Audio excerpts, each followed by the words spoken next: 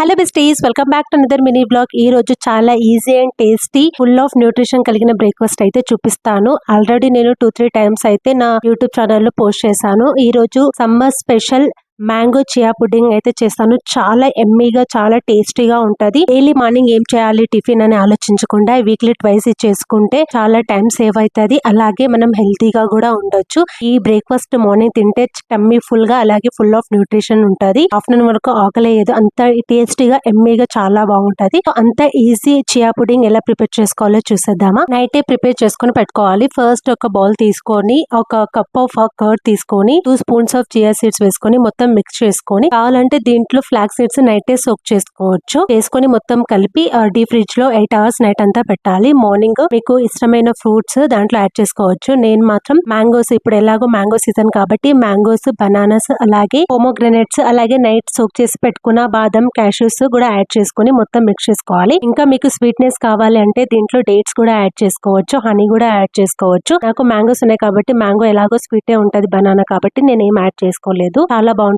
దీంట్లో ఇంకా కావాలంటే పంప్కిన్ సీడ్స్ కూడా, మీకు కావాల్సిన సీడ్స్ కూడా యాడ్ చేసుకోవచ్చు. సో అది నా దగ్గర లేదు కాబట్టి నేను యాడ్ చేయలేదు. అంతే, చాలా easy and tasty mango chia pudding అయితే రెడీ అయిపోయింది. మీరు కూడా ట్రై చేసి ఎలా ఉందో కింద కామెంట్ బాక్స్ లో కామెంట్ చేయండి. By besties.